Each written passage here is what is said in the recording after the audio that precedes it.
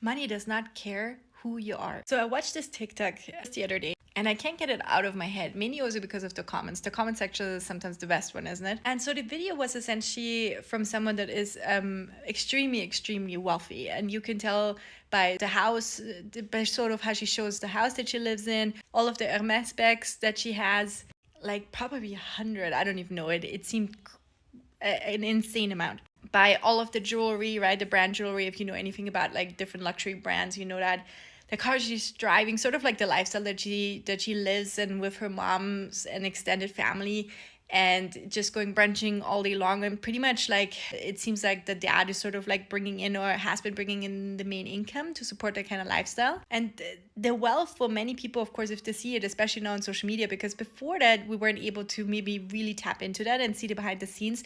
But you're watching that, and the crazy thing is that sometimes when you especially hear them then speak or like record a video as well, and probably how you guys are judging me too in certain kind of ways, right, with your glasses on, is that I was just thinking the whole time I was watching it.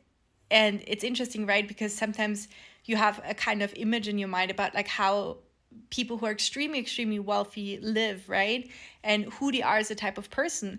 And then sometimes the interesting thing is with social media, you get a tiny, tiny, tiny glimpse maybe into, you can observe them, a tiny, tiny glimpse. You can, of course, observe them and hear them speak and so on.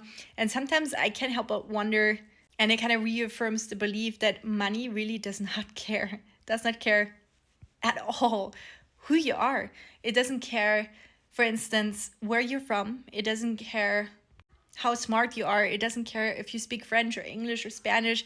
It doesn't care. It doesn't care what kind of horoscope sign you are, if you are really good at math, or like if you are better at, writing stories, if you're a good person, if you're a bad person, if you're mainly choosing to be a good person or a bad person. Like, it just does not care. And I think this is the first thing that we need to understand, because I have been working with so many also of my coaching clients inside my coaching program that I have, that's called Made for Millions, where I help moms really remembering that they are made for more, aka made for millions, that they can create income and create essentially a laptop lifestyle also, where they are free to go whenever they want to on their own terms, while being there for their kids essentially, without having to talk to their boss like to get a time off or something like that. But so many of my clients, right, obviously they are getting into the online business world, they're getting into for the first time, starting a successful online business. And so many are taken aback by the fact that there's certain kind of like really mental blocks and viewpoints around money.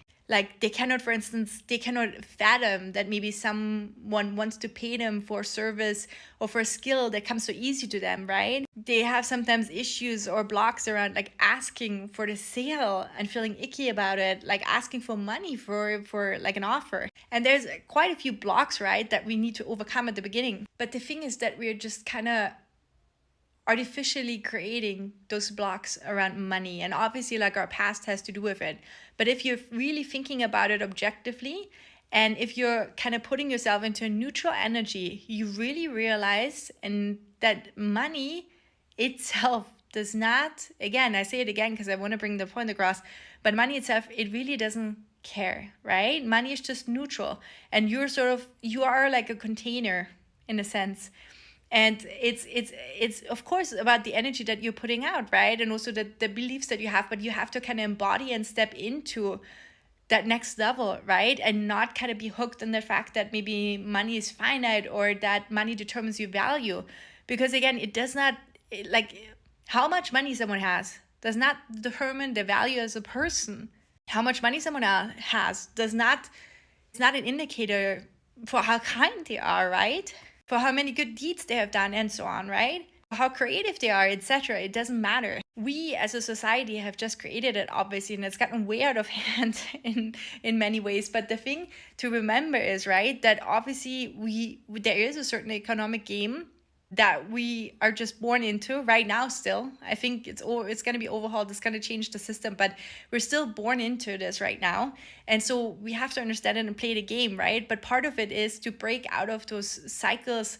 Even Hawk said that's really great about, he's using this analogy of, for instance, like you're in a game, right? And you want to be one of the players that wants to grab the ball and wants to start playing the game. And you don't want to be that kind of player that constantly overthinks like, okay, if that ball is coming to me, will I catch it or will I drop it? Will people stare at me? Will they be embarrassed about me dropping it? And then will I be able to shoot it correctly? Will my team members be proud of it? Etc., right? You don't want to live in kind of a state of fear because money doesn't care, right? And it certainly probably doesn't want to come to you, right? Like the ball, the chances are that you're going to get the ball if you're kind of over-analyzing and worried. People can sense that. Your team members will be able to sense that if you get the analogy. So you got to step outside of that and instead forget the fear, realize it's just a ball, it's just money. All the other stuff doesn't matter. We want to get you to a place of feeling empowered. And getting back to the TikTok video that inspired this video, it's just so many of the comments are where people just see themselves as a victim, or where people see themselves as a victim. They feel disempowered. They don't know how to get out of their situation, economically, financially. And the point is why I just felt inspired to record this video is that money does not care. Again, essentially, if you want to achieve, and I really, really, truly believe that especially nowadays with the internet, with Wi-Fi, with the chance of making money online, everyone has the chance to change their economic situation. Everyone can. If you're watching this video right now, you have access to Wi-Fi, you can. So the point is, if you want to also increase your wealth, if you want to alleviate your financial status, if you want to feel in control, then it is actually at the end of the day very simple. You want to increase your income. Don't make such a big deal. I know it sounds counterintuitive, but about like money, right? And oh my gosh, it's like probably like that's the irony of it. Like with so many things in life, is if you struggle with it, right? If like money is not like doesn't seem like seems like a finite resource, then it's constantly in your mind, right? Maybe. And that creates then more of a problem, right? The more you think about your problem, the more it's going to be a problem. So just try to let that go because money doesn't care. Focus on developing the skills to increase your income. Try to not spend more than you're making.